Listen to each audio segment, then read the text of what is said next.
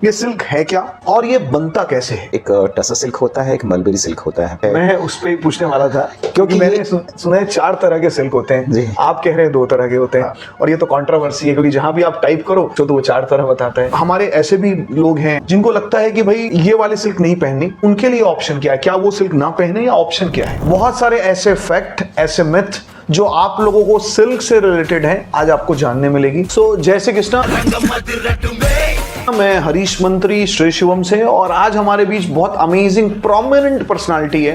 एक ऐसी पर्सनालिटी जिसको पूरी इंडस्ट्री में शिविक गर्ग के नाम से जाना जाता है। एक ऐसी पर्सनालिटी जो करीब मोर देन 25 ईयर्स है, जिसको एक्सपीरियंस है हैंडलूम इंडस्ट्री का, सिल्क का। So welcome Shivi sir in our one of the podcast of Sri Shivam. Thank you very much having me, Harish ji. It's my pleasure. Once again, I get opportunity to share some experience about handlooms. तो साथियों, आज हम लोग बहुत सारी silk की बात करेंगे। बहुत सारे ऐसे फैक्ट, ऐसे मिथ जो आप लोगों को सिल्क से रिलेटेड है आज आपको जानने मिलेगी। और एक ऐसे व्यक्ति के द्वारा जो पता नहीं फॉरेन के कितनी कंट्रीज को कंसल्टेंट करता है और जिनके पूरे देश में डिफरेंट इलाकों में सर के क्लस्टर्स हैं। तो आज एक ऐसे व्यक्ति से जिसका खुद का इतना बड़ा एक्सपीरियंस है, आपको एक एक चीज सुनने मिलेगी। तो शिविक जी, हम स्टार्ट करते हैं कि सबसे पहले जो बेसिक क्वेश्चन आता है जब भी हम सिल्क की बात करते हैं कि भाई ये सिल्क है क्या और ये बनता कैसे है? हरी जी, वैसे तो सिल्क 2 ही प्रकार के होते हैं। एक टसर सिल्क होता है, एक मलबरी सिल्क होता है। टसर सिल्क का प्रोडक्शन जो है आउटडोर होता है और मलबरी सिल्क का प्रोडक्शन जो है इंडोर होता है। और टसर सिल्क चूँकि एक वाइल्ड जंगल में जो है ये चीज़ें डेवलप होती है तो ये अनकंट्रोलेबल होता है। और मलबरी चूँकि इंडोर प्रोसेस में है तो ये कंट्रोल किया जाता है। और मलबरी एक छोटा शेल ककून का होता है जो वाइट कलर का होता है।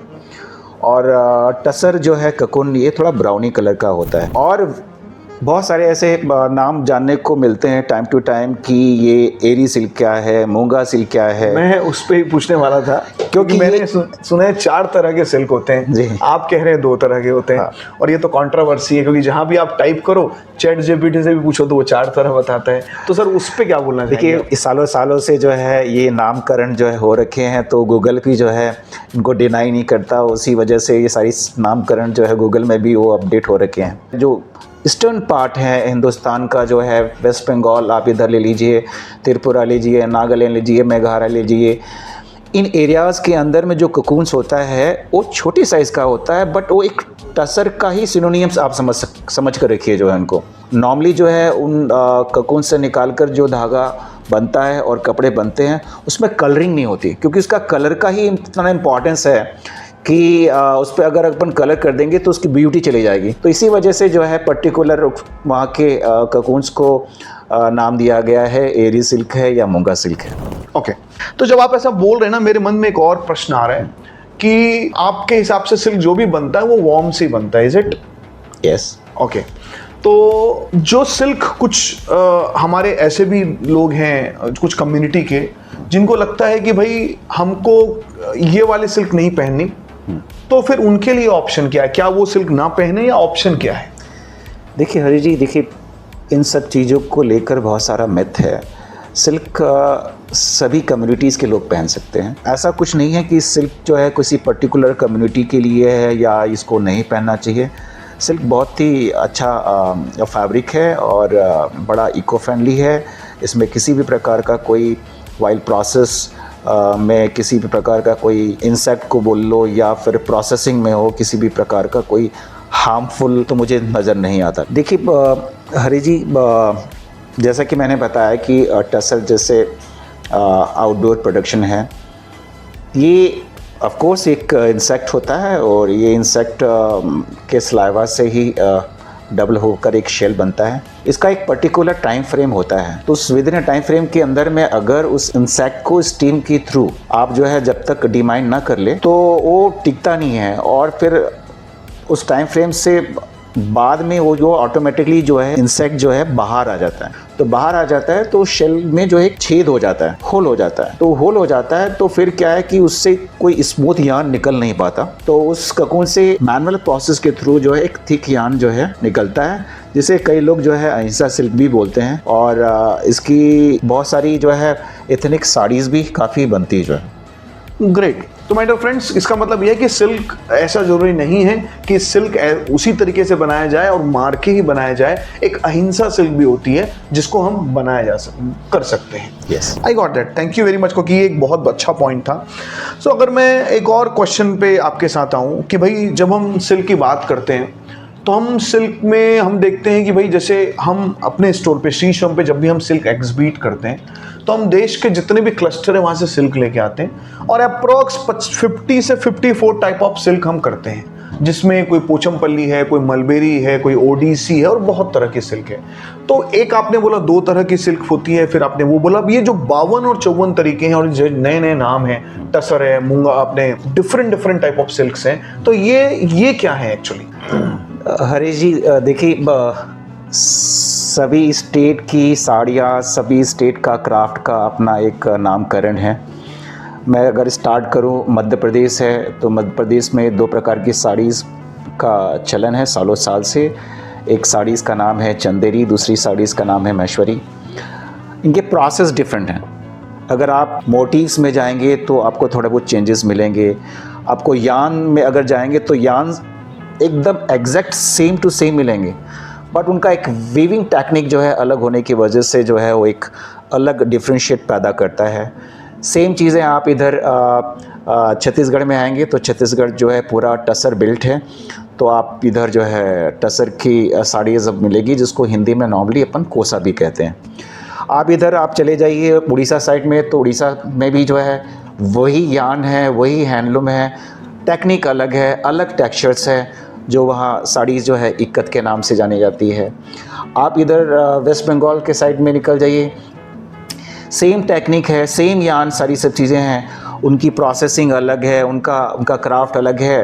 प्लेन फैब्रिक बनाते हैं, प्लेन फैब्रिक में वो टेक्सचर डेवलप करते हैं, फिर मैनुअल प्रोसेस जो है एक स्टिच करते हैं, जो कांता साड़ीज़ के नाम से फेमस हो जाती है। सेम चीज़ें हैं। तो इस प्रकार से जो है ना सभी क्लस्टर का अपना अपना एक टेक्निक है, अपना अपना एक प्रोसेस है, उसी हिसाब से जो है ये उन्हीं के नाम से जानी जाती है। ओके, तो जो मैं बहुत अमेजिंग क्लैरिटी आई कि ये जितने तरह की भी सिल्क है, मैं समझ पाया आत्मा एक है, तो अंदर जो मटेरियल है वो एक है, बट इनके सबके रूप अलग अलग हैं और वो डिपेंड करता है कि किस जगह की है, कैसे विवर है और उस लोकेलिटी का उस पर मैं आपको इंटरप्ट करना चाहूँगा।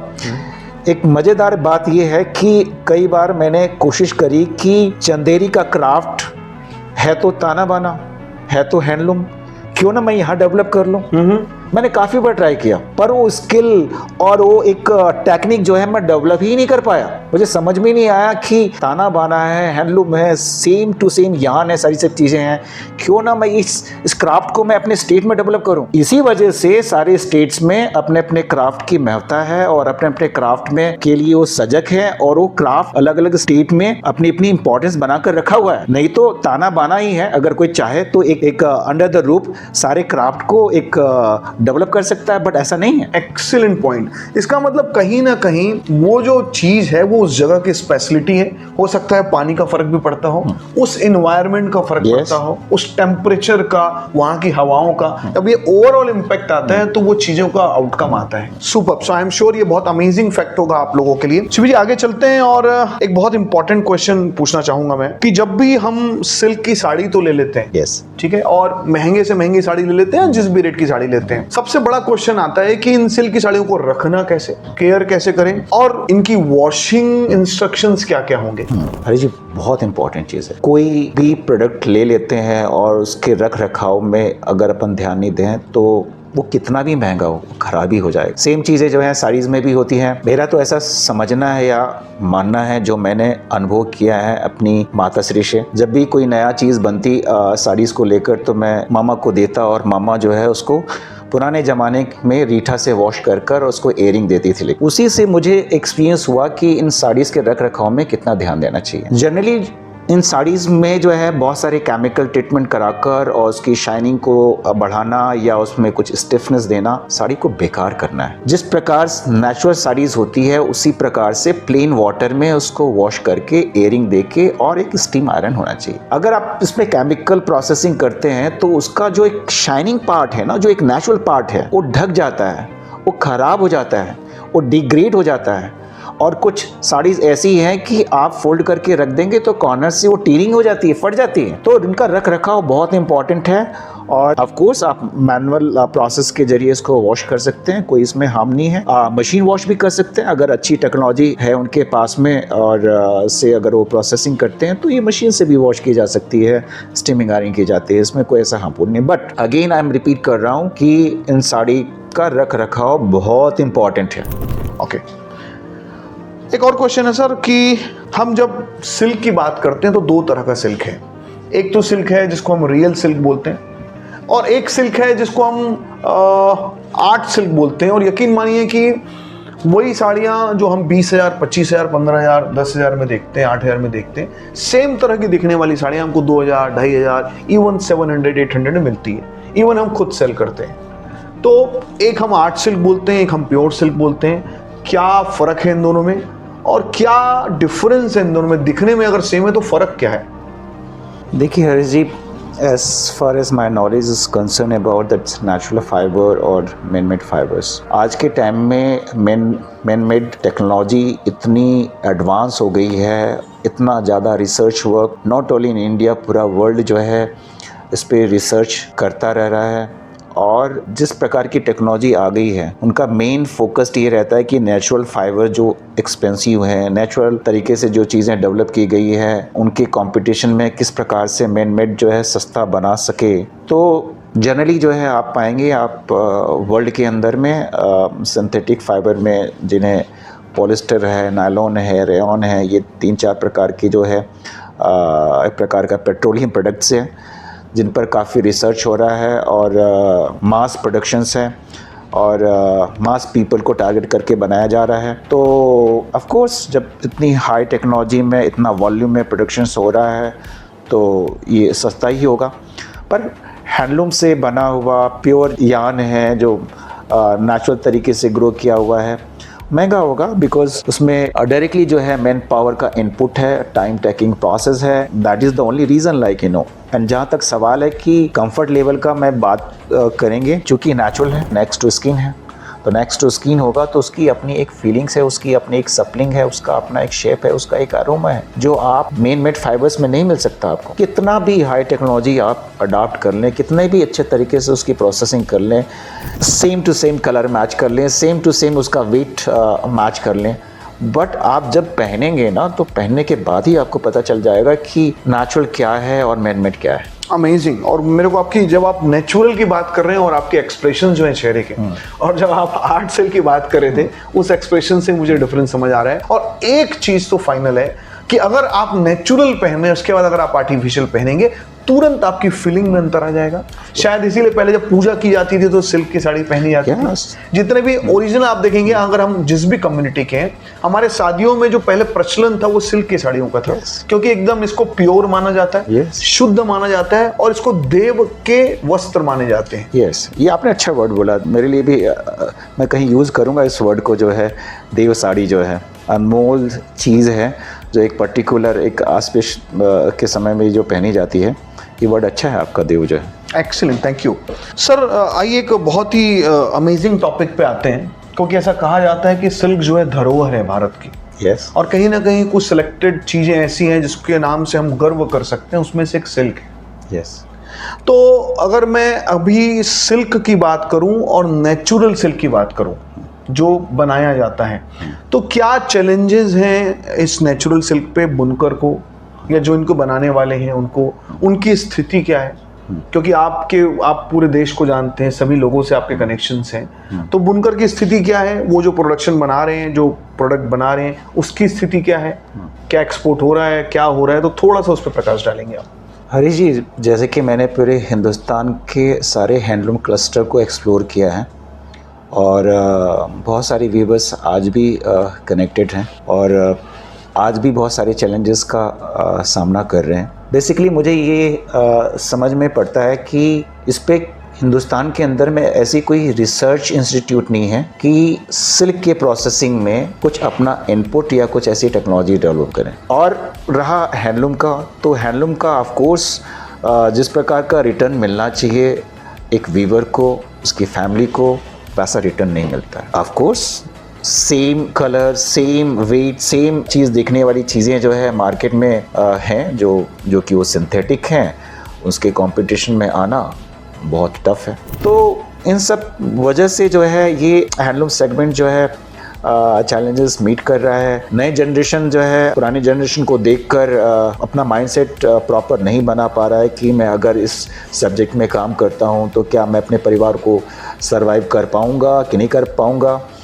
तो नई जनरेशन भी जो है टूवर्ड्स इस क्राफ्ट में उतना अच्छा रुझान है नहीं। और चूँकि कुछ अभी 4-5 साल से मैं जो देख रहा हूँ, कुछ ऐसे ब्रांड हैं, उनके घर की महिलाएं हैं जो उन्होंने भी बीड़ा उठाया है कि हिंदुस्तान की इस हैंडलूम क्राफ्ट की धरोहर को जिंदा रखें। इसके लिए उन्होंने अलग अलग प्लेटफॉर्म बनाए हैं, अलग अलग प्रकार के शोरूम्स खुले हैं और उन व्यूवर्स को एक स्पेशल प्राइस, स्पेशल पैकेज देकर जो है इस धरोहर को जो है बचाने की कोशिश कर रहे हैं। और यही कारण है कि हैंडलूम जो है बचा हुआ है और अपने आप में एक यूनिक प्रोडक्ट है।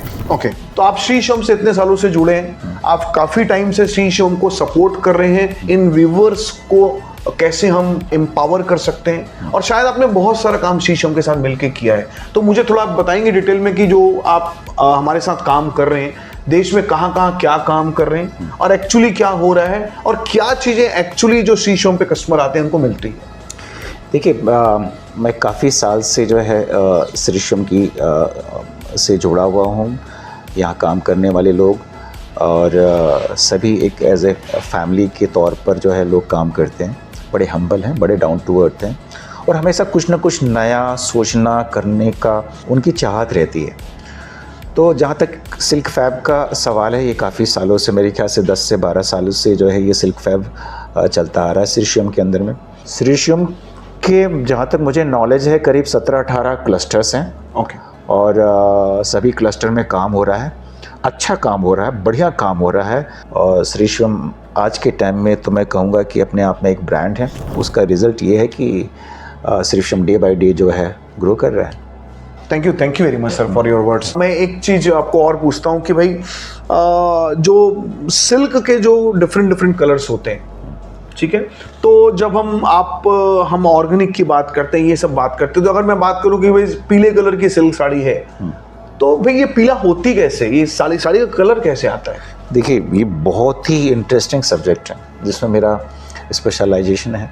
हिंदुस्तान के अंदर में आज भी in the name of organic, in the name of natural, in the name of vegetable, बहुत सारी चीज़ें फेक है जिसका कोई टेस्टिंग पैरामीटर नहीं है और बहुत ही छोटा माइक्रो लेवल में जो है ये काम इस हिंदुस्तान के अंदर में हो रहा है। ब्लू कलर की बात करूं तो ब्लू कलर जो है, जिन्हें सबको पता है कि गांधी जी नील की खेती के बारे में एक अभियान चलाए थे, तो एक नील की खेती हुई, तो एक लीव्स होता है, उस लीव्स का फर्मेंटेशन होता है, फिर उसका एक केक बनता है और वो वहाँ से एक ब्लू कलर निकल कर आया जो है। वैसे येलो कलर की बात करें तो येलो कलर जो है टर्मरिक जो होता है, टर्मरिक और पोमेग्रेनेट मतलब अनार का छिलका जो है, इसको एक बॉइलिंग करके एक्सट्रैक्ट करके जो है एक पीला कलर तैयार होता है। ब्लू और येलो को अपन दोनों मिक्सअप करते हैं तो एक अपन को ग्रीनिश कलर अपन को मिलता है जो है। ऐसे बहुत सारे छोटे हर्ब्स हैं, जैसे कि वर्ल्ड के अंदर में नेचुरल डाइज में या ऑर्गेनिक में रेड कलर नहीं होता, बट हिंदुस्तान के अंदर में आज भी मरून रेडिश कलर जो है आल की लकड़ी, जो अपने बस्तर छत्तीसगढ़ के अंदर में जो बस्तर एरिया है वहाँ जो है आल की लकड़ी होती है और उससे एक्सट्रैक्ट करके जो मरून कलर मिलता है वो पूरे वर्ल्ड में नहीं होता। Amazing, super. तब आप लोग समझ पा रहे होंगे जो नेचुरल सिल्क की बात होती है, इवन उसका कलर भी किस तरीके से बनाया जाता है, कैसे महीनों लगते हैं तब वो सिल्क बनता है, और that is what the silk is all about. और हम आज जो इस पूरे अभियान को जो हम चला रहे हैं सिर्फ इसलिए हैं कि आइए इन बुनकरों की मेहनत को, इनका सम्मान करें, इनको वापसी दें और ये पूरा का पूरा शो के लिए thank you very much Shivi sir यहाँ आने के लिए। आई थिंक कि आपके हर एक जवाब से मुझे कुछ नया सीखने मिला। जो लोग मुझे सुन रहे होंगे, आई एम श्योर अब आप भी सिल्क के स्पेशलिस्ट हो जाएंगे और अब आप जहां भी खरीदने जाएंगे ना, आपको ये मालूम होगा क्या देखना क्या नहीं देखना, कैसे रखना कैसे नहीं रखना, कौन सी मैन मेड है कौन सी नेचुरल है, अगर नेचुरल है तो कितने तरह की सिल्क है और कहाँ कहाँ मिलती है, इसलिए उसको ऐसा बोला जाता है। और ये अमेजिंग क्लैरिटी है आप, तो thank you very much Shivi sir इस पॉडकास्ट में आने के लिए। Thank you. और मैं आप सब लोगों को फिर से बोलना चाहूंगा, जो भी आपके प्रश्न हैं आप बिंदास यहाँ पे डाल सकते हैं। हम रिक्वेस्ट करेंगे शिवी सर से कि वो सारे क्वेश्चन भेज के इनसे हम आंसर लेंगे and will request will revert all the question of you. Thank you very much. जय श्री कृष्ण।